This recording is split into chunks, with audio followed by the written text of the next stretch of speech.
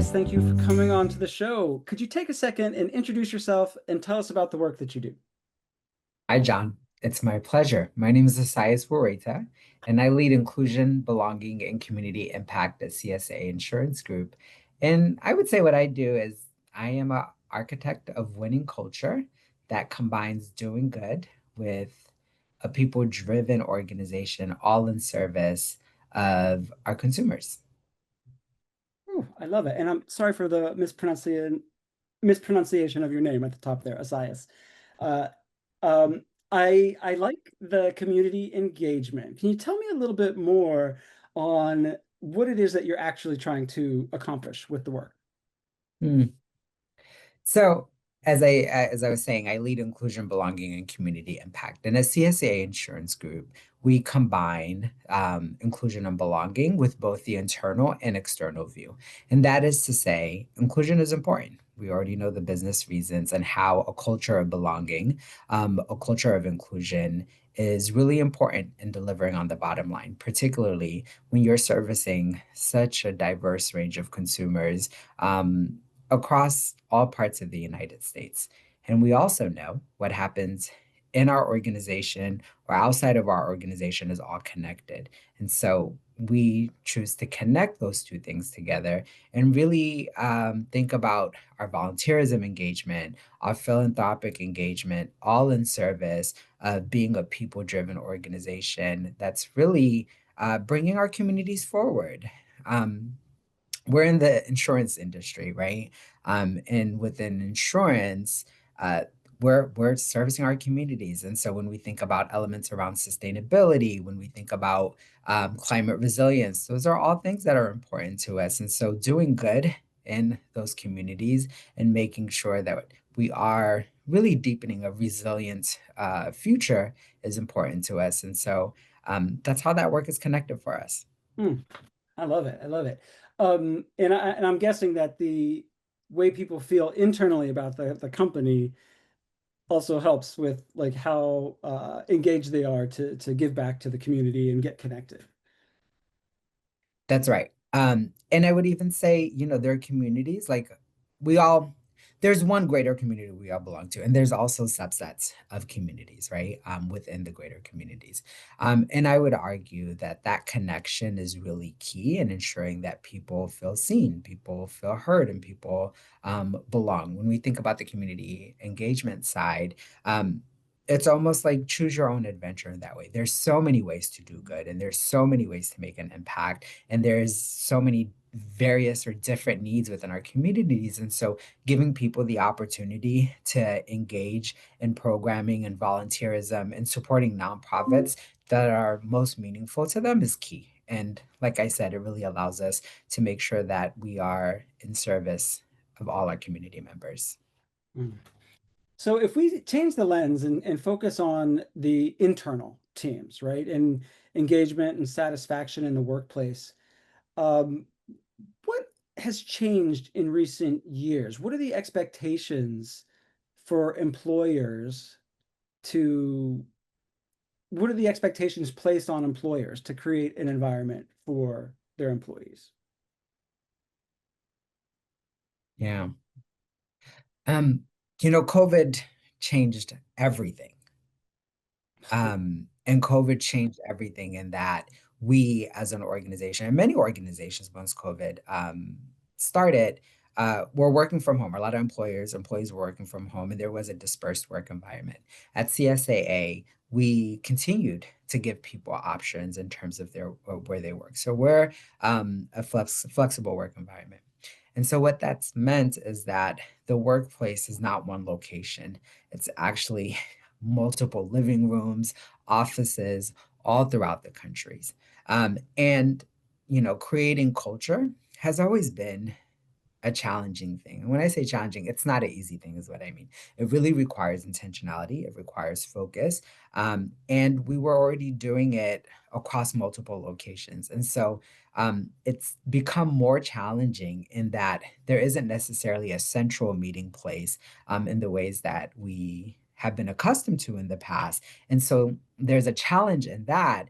But what's become the opportunity is how do you create and really meaningfully communicate who you are as an organization, create those opportunities for connection that isn't location based, but is really a continued systematic iteration of your values, but also that sustainment component of being intentional and bringing people together when it counts the most. What are some successes that you've had in creating that opportunity to connect in a I forget the word you used, but in multiple offices, home and mixed, flexible kind of workspaces? Yeah. Onboarding is really crucial. And I'd actually will even go before onboarding. Um, when we are communicating who we are as an organization, that's when we really lean into being honest about who we are. We are very much a relational organization. We're an organization that believes in connection and that really believes in what we call delighting our customers, right? And so we're constantly communicating that. We're communicating who we are through the multiple platforms. And that really gives people the choice of saying, like, hey, is this the place for me or not? Right. And I think that's really key. Being honest about who you are and communicating who you are and letting your employee base opt in to the organization is really important. Then once they get in, I think continuing to iterate your values and how you expect your employee base to show up is really important. So we take advantage of that during onboarding. We're really leaning in to naming our values, to naming our beliefs, and getting people the opportunity to sit with that and also really think about, well, how does that show up in my work, right? One of our core beliefs is personal and mutual accountability, which really is important, right? At the end of the day, we are very much invested in creating a space, an organization where we're accountable. We say what we're going to do and we do what we're going to say. And that accountability is not just on our parts and what we hope to do for each other and our consumers, but also how other people show up in accountability and in relationship with you, right? And that's another opportunity that we really lean into onboarding to bring that forward, right? Um, I talked about community impact. I talked about volunteerism earlier. When you actually join the organization, you get a welcome box with a volunteer shirt, right? And then you're able, when you're going through orientation, your entire cohort volunteers together, right? So immediately when you're going to the organization, we're creating those opportunities to say, this is who we are, giving you the opportunity to live out and build that relationship amongst your training cohort or your orientation cohort. So we really build in share experiences that not only allow you to understand who we are, but live it out, right? And as we continue further in the employee life cycle, where you're getting the opportunity in the beginning, but what we call Together Tuesdays. And so every Tuesday, not every Tuesday, once a quarter, every Mhm. Tuesday, our employees are coming together in the various locations that we have offices or hubs and engaging in some sort of an activity together. And so our offices have volunteerism opportunities. People come in, there's usually town halls, shared experiences, or an opportunity to meet because everyone's is in the office. So really just an opportunity to connect and be physically together. But you don't have to be in a physical office to engage. So I'm based in Silver Spring, Maryland, and in the DC area, we have a lot of volunteers. So we'll get together during those moments and also volunteer where there's uh, a great number of employees around. So really unpacking this idea that you have to be in a physical location to build relationships or to really live out your culture is what we're doing day in and day out from the beginning when you're starting in our organization, but then also throughout your time together. So those are just a few examples of what I mean in terms of living it out and also creating that culture beyond the boundaries of offices or physical locations. Mhm. I really like the intentional shared experience options, right? The Mhm. volunteer shirts in the welcoming pack, and then you get to go do something that's not work related, but with people. Because in my experience, you build stronger bonds when you're doing something else together versus trying to just get to know somebody, on just a interaction back and forth.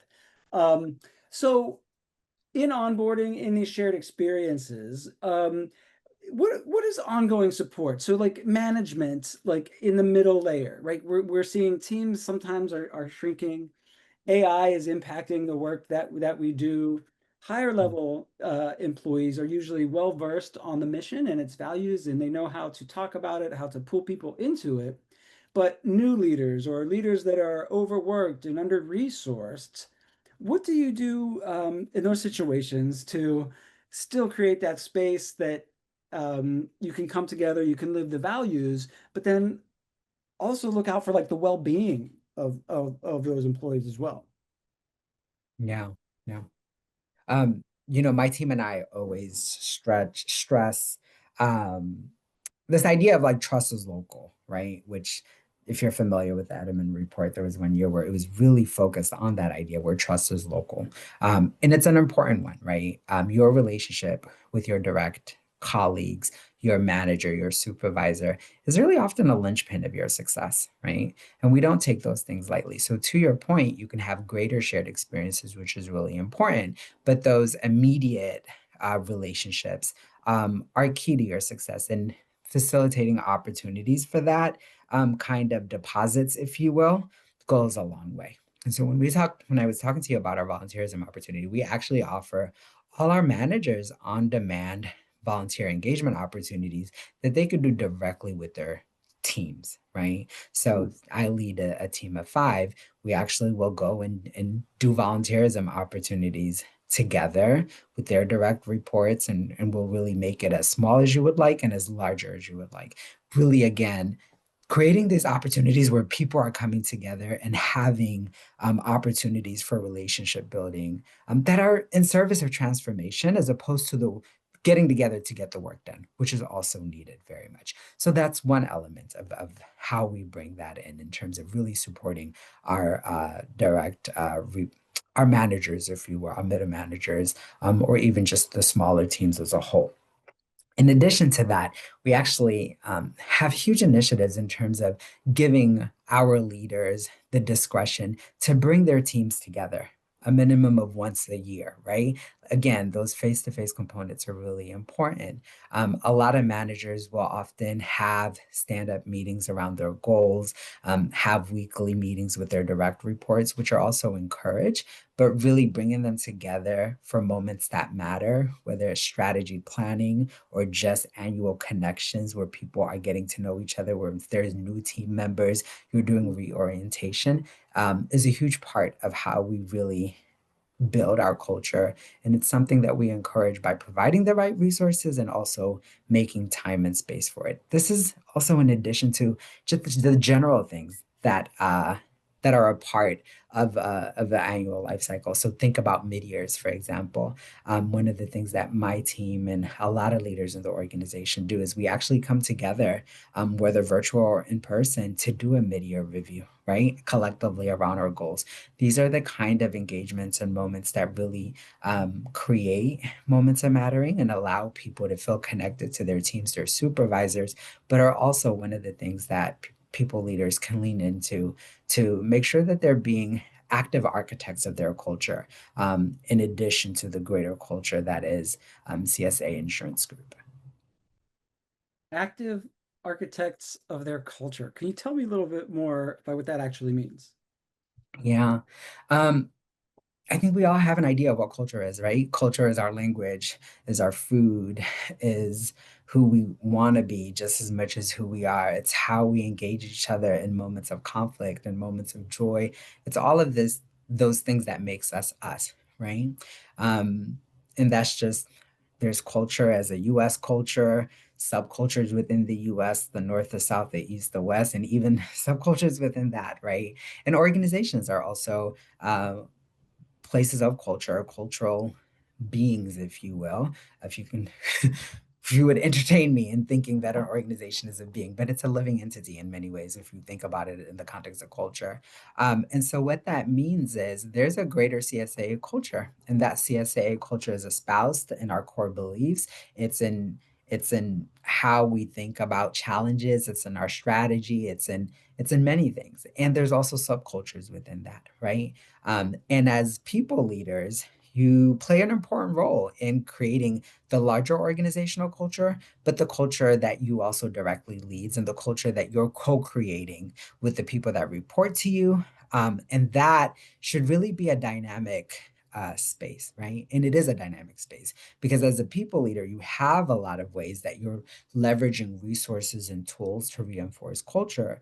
But I would argue it's something that's emergent and you're co-creating with the people that you're in direct relationship with, right? And that looks like in moments of conflict, in moments where we may or may not be meeting our strategy, how are you dealing with that? When you bring that up, how do your people respond to it? What is your relationship with accountability with each other? And then overall, for the things that you're trying to deliver.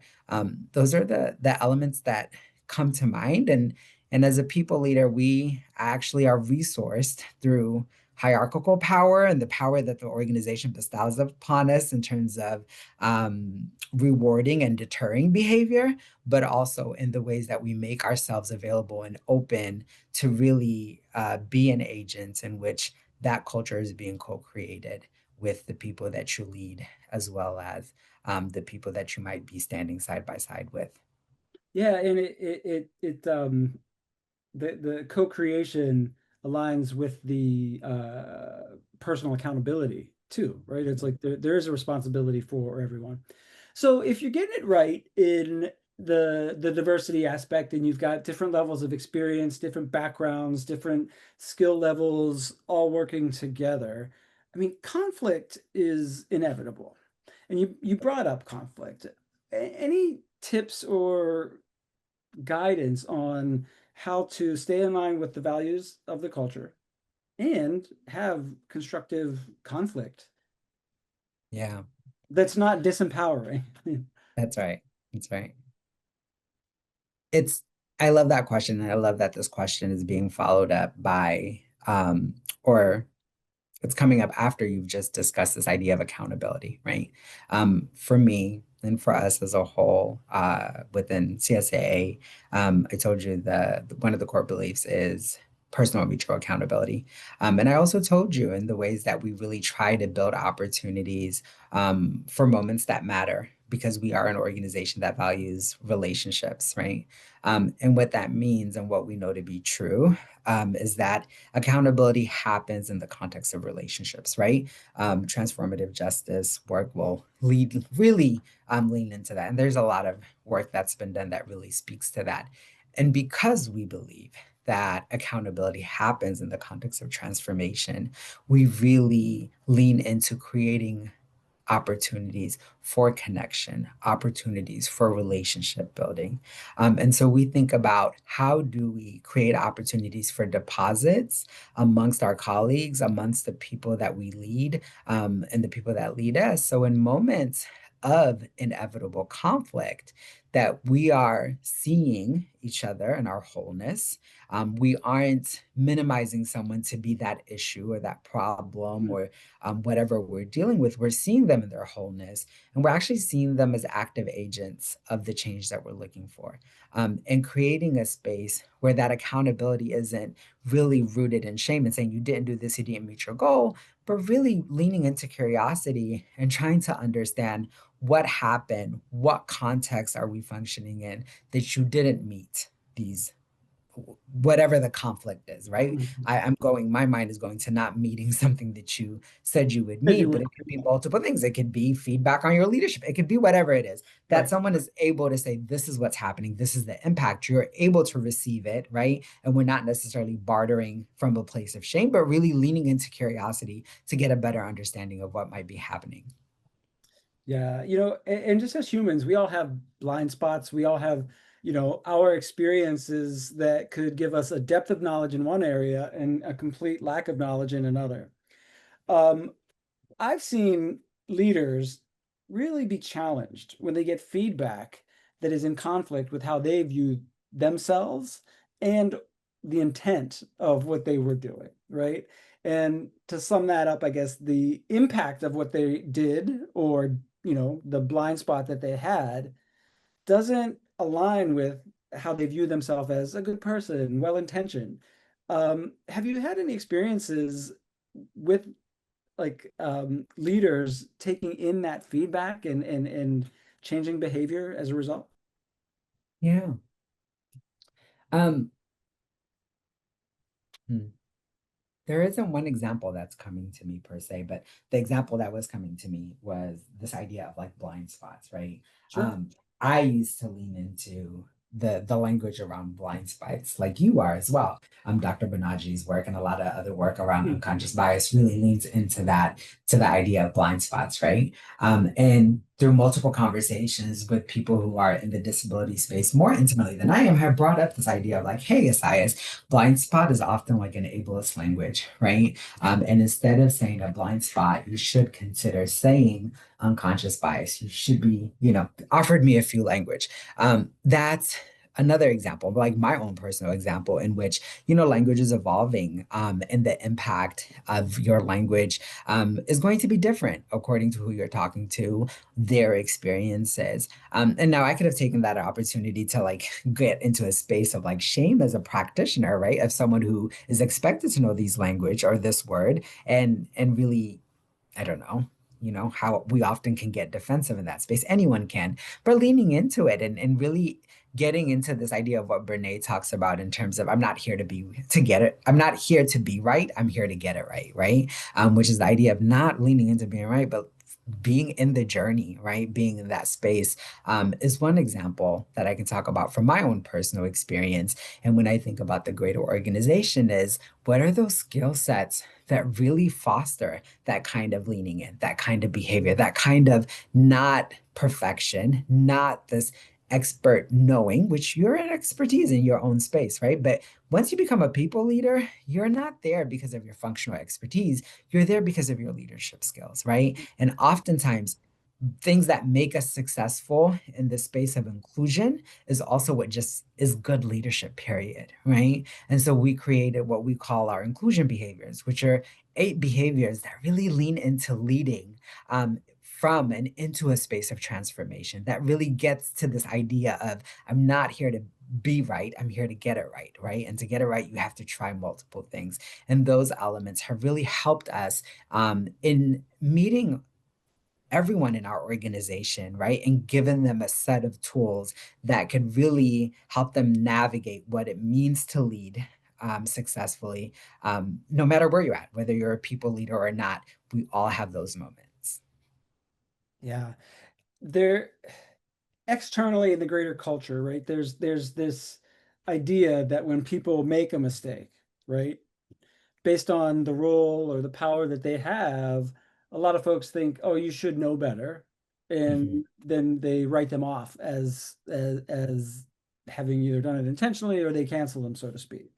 That's right. Um, we also know that even I learned today in using the term blind spot in through an ableist lens, not even seeing, there's some irony there that I wasn't seeing the own thing Mhm. uses that word to describe it and didn't even know it. But this is how we learn as humans.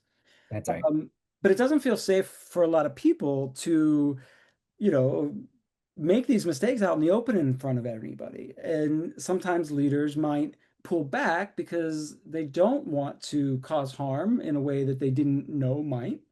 So we see them pulling back. How would you engage that leader who has fear of getting it wrong on a visible scale in front of others, worries that they might be labeled a certain way because of Mhm. it? Mhm. How do you bring them back in and let them show that they can grow past something like that? Yeah. Mhm. When you ask me that question, I always, the first thing I do is go into myself, right? In my experience Sure. in that way. Which what's coming up is oftentimes as a leader, and just in our society as a whole, right? We're often rewarded for getting it right, right? And the ways of getting it right is really messy, right? And there's a lot of mess, there's a lot of learning and unlearning we do that isn't broadcasted, but what gets broadcasted is when we get it right. It is when we're successful in that way, no matter all the trial tests that's gotten there. And oftentimes in our society, because of this, right? But because we don't talk about and unpack what we're learning, making space for failure, perfectionism is what gets really embedded in us, right? Like, oh my God, I have to show up as perfect if I'm going to be taken serious, right? If I'm going to be deemed as successful in the position that I'm in to get the next position that I have to show up in a perfectionist way, right? Which is just not true and it's not realistic, right? And so oftentimes when I think about your question, what happens when I don't get it right is not that I'm beating myself up for that particular instance, is that this instance becomes, you catastrophize, right? It becomes beyond that moment, and you're like, oh, because of this, I'm not this. I'm not this kind of leader. I'm not that, right? And we're just really sinking in and not leaning in to what we know does, right, serve us, which is saying, oh, I didn't know that, right? Like asking questions, figuring out like what happened, what does it mean? Really leaning into that curiosity element. So to answer your question is that oftentimes what makes us successful is curiosity, is learning. But when we make a moment more than just that moment, when we connected to existential things, when we connected and make it a win or lose kind of situation, we actually don't lean into the things that make us successful.